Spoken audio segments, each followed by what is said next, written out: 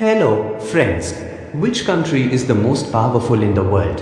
Which country is the biggest superpower? If you can't answer this question easily, then think. Which country's economy is the largest? Which country's GDP is more than $20 trillion?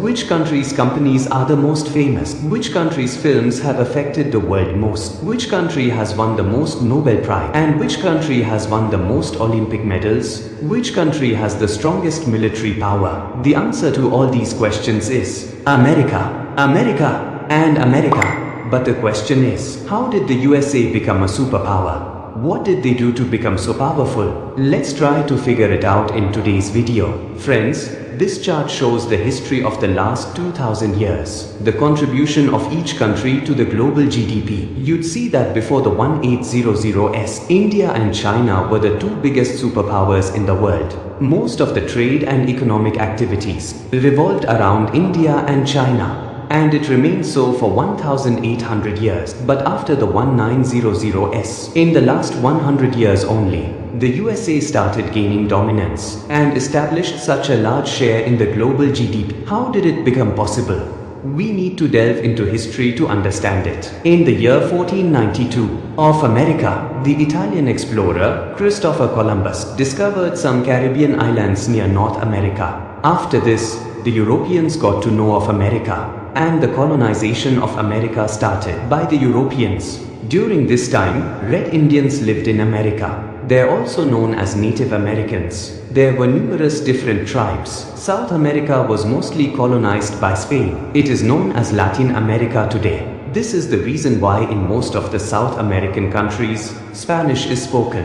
Britain established its first colony in America around the 1600s. France started colonizing too. Initially, these were the three main powers, Britain, France and Spain. They colonized North America. In the years that followed, the population of the Native Americans living in America reduced by 80 to 90%. There are several reasons for it, but the biggest reason is the diseases that the European colonizers brought with them. Diseases like smallpox and influenza. The Native Americans hadn't developed the immunity to fight against these. Several decades later, on 4th July 1776, the American revolutionaries declared their independence from the Britishers, and thus America became a new country. Here, the United States of America was born. American flag got 50 stars. All of these are major stories in their own rights, but let's jump to post-1850. Several decades later, on 4th July 1776, the American revolutionaries declared their independence from the Britishers, and thus America became a new country. Here, the United States of America was born.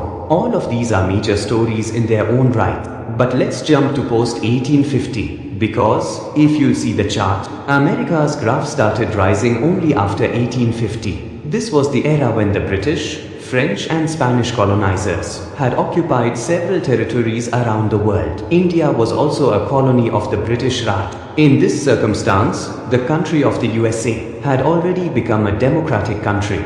So if any new country thought about amalgamating with the USA or becoming a part of the British, French or Spanish colonies, every country would have preferred to join the USA because they would get the same freedom and democracy that several states of the USA were starting to get. This is why the states like Florida, Illinois and Ohio preferred to join the United States of America instead of remaining a colony under the Spanish or British government.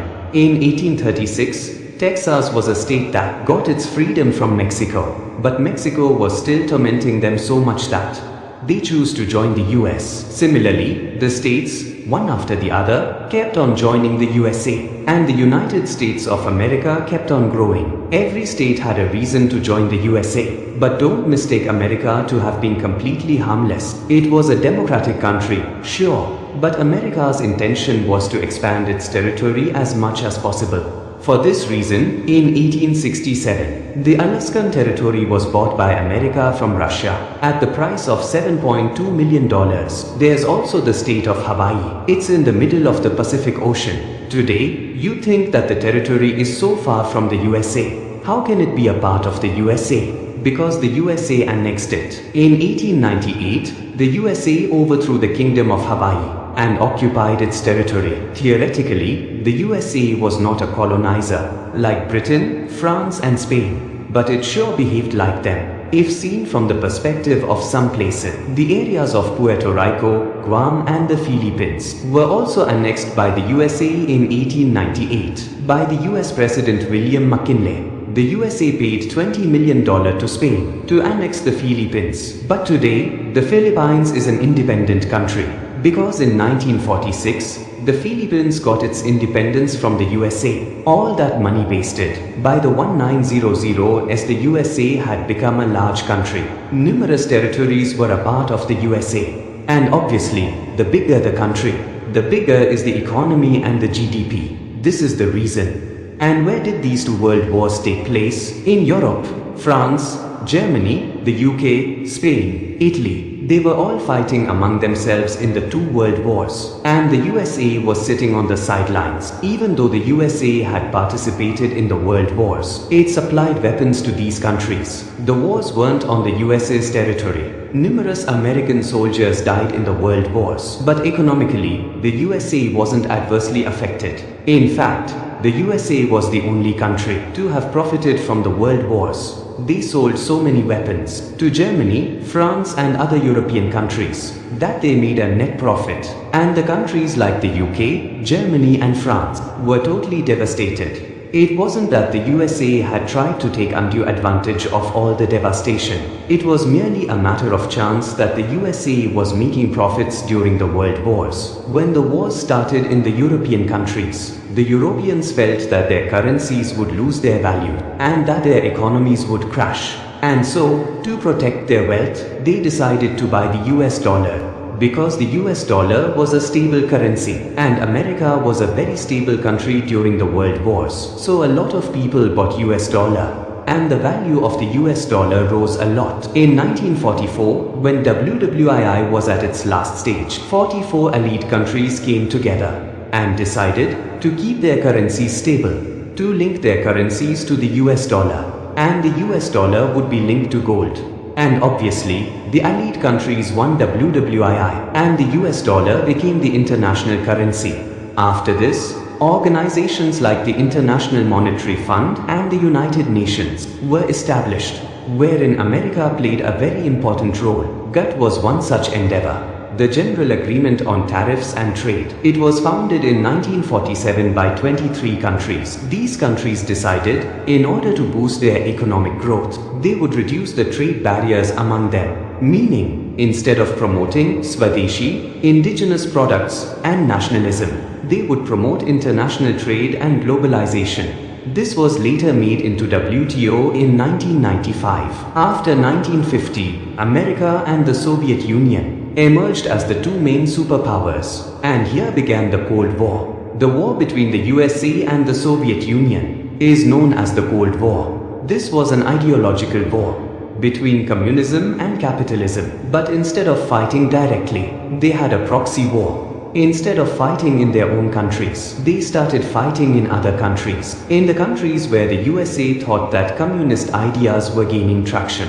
it went and toppled governments, sometimes by monetarily funding the opposition, sometimes by funding terrorist rebel groups, sometimes even directly assassinating revolutionaries, like in the 1964 Bolivian coup, where Che Guevara was executed by the operatives of the CIA. In Operation Cyclone, the Taliban militants of Afghanistan were funded to stop the influence of the Soviet Union. And that's the reason terrorist groups were created here. Similar stories were seen in Brazil, Chile, Argentina, Iran, Congo, Dominican Republic.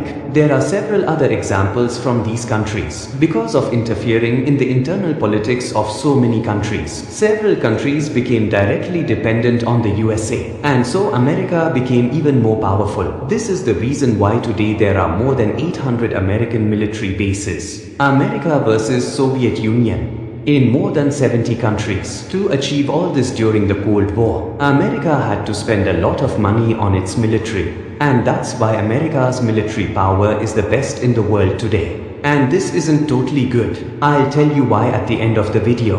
In 1949, America formed the NATO alliance with the European countries to stop the influence of the Soviet Union. This NATO alliance still exists. Because of this, America has always been cooperative with the West European countries, and most of the West European countries were heavily dependent on America for so many years because their own economies were destroyed. America was quite powerful. To blame the entire country for these adverse effects wouldn't be right, because numerous presidents were sworn in the USA. Some of these presidents focused on military power, like Ronald Reagan, Richard Nixon, George Bush and Donald Trump. On the other hand, some presidents focused on forming peaceful alliances, and they weren't too interested in the military. Because of them, the country has grown peacefully. Like Al Gore, a vice president of the USA, Roosevelt, Woodrow Wilson, Jimmy Carter and Barack Obama. Woodrow Wilson was the president of the US who decided to keep America out of WWI, and he interfered in 1917 only when it was evident that the war would end with America's interference. He formed the League of Nations. It was an international body like the United Nations, established before the United Nations,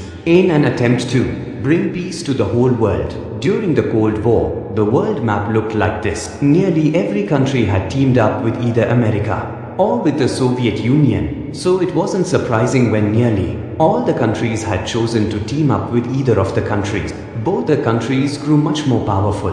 Both the countries became superpowers. After the 1990s, when the Soviet Union was disintegrated, there remained, obviously, only one superpower in the world. That was America. All these reasons were geopolitical, but there were other internal reasons as well, because of which America could become such a powerful superpower. One such internal reason is that the American policies always attracted talent. It attracted good immigrants to their country. There are so many examples of this, and these reasons are valid even today. Think about Kalpana Chawla, Sunita Williams, Satya Nadella. How many such Indians became successful after going to America? Albert Einstein, a German, became popular after going to America. Elon Musk, a South African, came to America and became so successful. America's policies and its culture encourages talent, promotes innovation. But even after becoming such a powerful superpower, friends, what is the ground reality of a common American? The homeownership rate in America was only 65.8% in 2020. More than 30% of Americans do not own houses. America is one of the most unequal countries in the world. The top 1% of the people own 42.5% of the country's wealth. The healthcare system of America is very expensive and inadequate. The obesity levels have reached unthinkable highs in America. Many students can't afford their college tuition fees. A college education is so expensive in America that the student debts are in millions. Additionally, there are no proper gun laws in America. More than 600 mass shootings took place within a year. In America in 2020, more than 3,000 people died because of it. Instead of spending so much on the military, had America spent the money on the development of its citizens, being a superpower might have meant something. Today, the countries like Norway, Denmark, Sweden have surpassed America by a lot in terms of human development. But these countries are not known as superpowers. It may be because these countries aren't as powerful economically. Their military isn't as powerful. But for a common man to live his life is better in these Nordic countries in comparison to living in America. If there is any lesson in this video, it will be that a country should not strive to be a superpower. It should focus on making itself better. It should focus on improving the lives of its citizens. Let the dream of being a superpower remain that, a dream. I hope you liked this informative video. If you liked it, then comment below. What other topics would you like to see videos on? Let's meet in the next video.